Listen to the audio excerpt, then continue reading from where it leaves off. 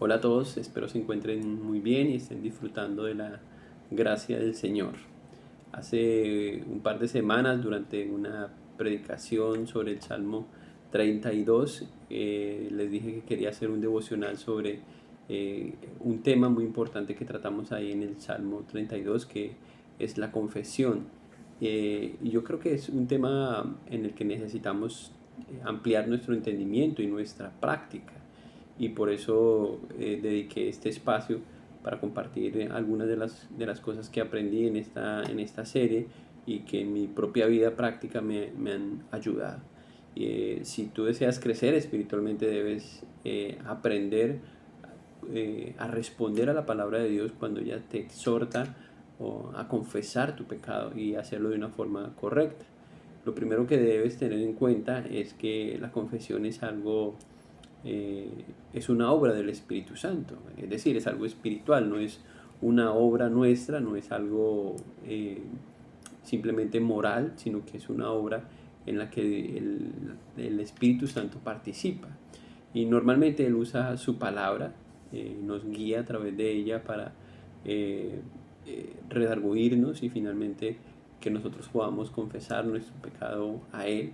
Eh, el Espíritu Santo es quien eh, inspiró la palabra de Dios, así que toda la palabra de Dios puede ser usada por Él con este fin de ayudarnos a confesar nuestro pecado, a buscar un arrepentimiento genuino y una restauración espiritual. Pero confesar el pecado no solamente requiere elevar unas palabras hacia Dios eh, con algo de remordimiento, requiere un poco más de entendimiento. Confesar el pecado requiere tener una actitud correcta, una actitud, debemos decir, humilde, y un temor reverente por el Dios Santo al que nos estamos refiriendo. Y estas cosas deben ir acompañadas en el momento de una confesión bíblica. Entonces vamos a ver aquí 7 elementos de una confesión genuina en los que ustedes pueden identificar algunos principios que pueden ayudarnos a crecer y a confesar nuestro pecado para poderlo abandonar también. Quisiera leer parte del Salmo, o el versículo 5 especialmente, que fue el que me llevó a pensar en compartir este devocional con ustedes. Aquí David dice: mi pecado te declaré y no encubrí mi iniquidad. Dije: confesaré mis transgresiones a Jehová y tú perdonarás la maldad de mi pecado. En ese versículo podemos notar que la primera pauta que tenemos que hacer para confesar nuestro pecado bíblicamente es dirigirnos a todas las personas involucradas. Este es el primer elemento que encontramos entonces en la confesión. Y, y claro, si es un pecado, solamente es un pecado, digamos, secreto, pues quizás solamente debes confesarlo a Dios. Pero si es un pecado que involucra a otras personas, pues debes acercarte a las otras personas e identificar el pecado para confesarlo también a esas otras personas. Y vamos a ver que es una progresión en la forma como debemos hacerlo. Ahora, a las personas o al grupo, si es necesario, tenemos que mencionar cómo ese pecado nos ha afectado a nosotros. El mejor ejemplo de esa confesión dirigida a otras personas es el de Zaqueo en Lucas capítulo 19. En el versículo 8 encontramos a Zaqueo dispuesto a resarcir el daño que él había hecho por su pecado a otras personas. Déjeme leer el versículo como dice en Lucas 19:8.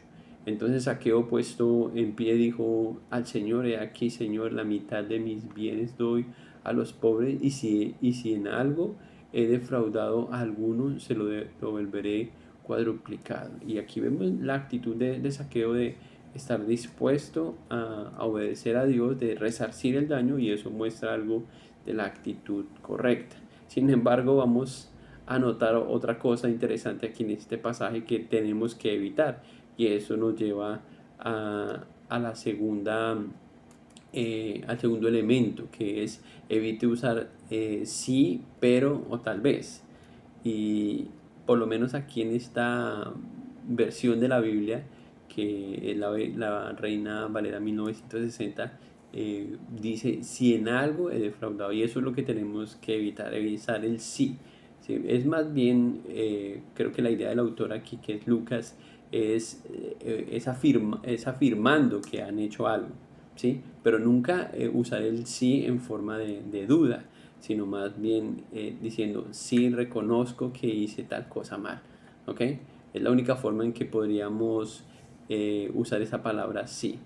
Entonces, esto simplemente porque si no usamos esas palabras, o más bien si usamos esas palabras de sí, tal vez, pero, esas palabras pueden justificar fácilmente lo que hacemos, alejándonos de un perdón genuino y de una confesión bíblica. Y la idea no es justificar nuestras acciones, sino redimir nuestro pecado. Eh, el tercer elemento es reconozcan concretamente el pecado, ¿sí?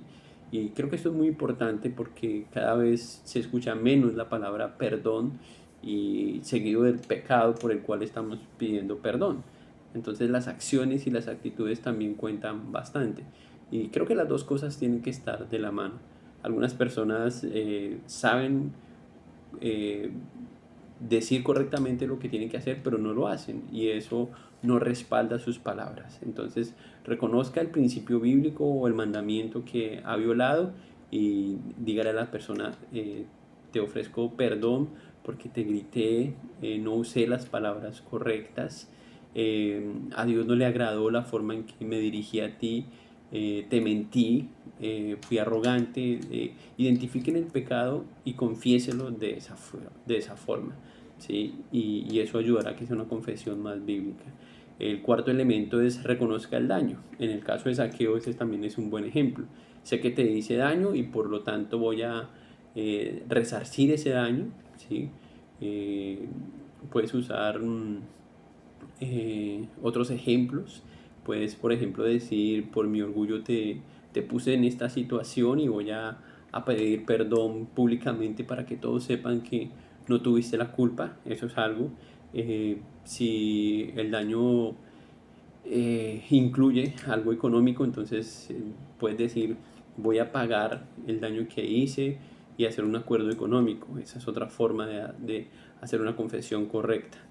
El quinto elemento es acepte las consecuencias. Tiene que ver un poco también con esto, ¿sí? Pagar los daños materiales, eh, ir a donde otras personas que están involucradas, medir el alcance del daño que hemos hecho, buscar a las personas para aclarar lo ocurrido y eso va a mostrar la actitud correcta. El sexto elemento es cambie su comportamiento.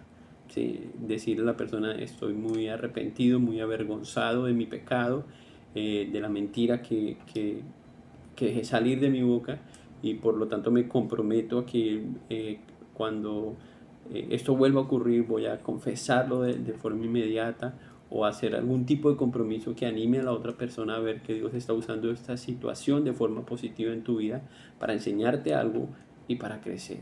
¿Sí? Diga, me comprometo a hacer un estudio bíblico, voy a buscar consejería, voy a hablar con mi pastor. Puede usar algunas de estas cosas que muestren el deseo suyo por cambiar, que esto habla del arrepentimiento, ¿sí?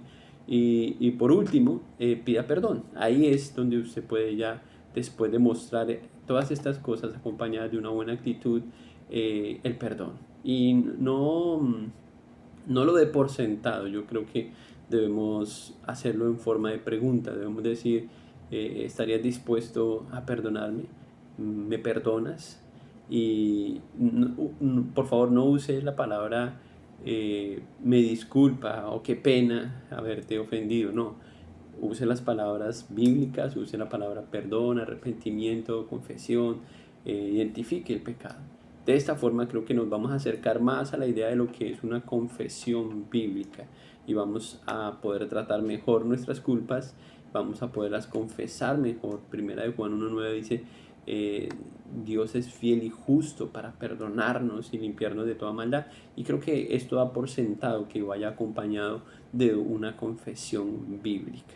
Así que, hermanos, todas estas cosas nos ayudarán a confesarnos correctamente, a tratar bíblicamente con nuestro pecado y a prosperar. La Biblia dice que si no confesamos nuestro pecado, si no nos apartamos de él, no vamos a prosperar. Así que les animo, hermanos, para que practiquemos lo que conocemos de la Biblia y podamos seguir creciendo juntos espiritualmente. Hasta otra próxima oportunidad. Dios los bendiga.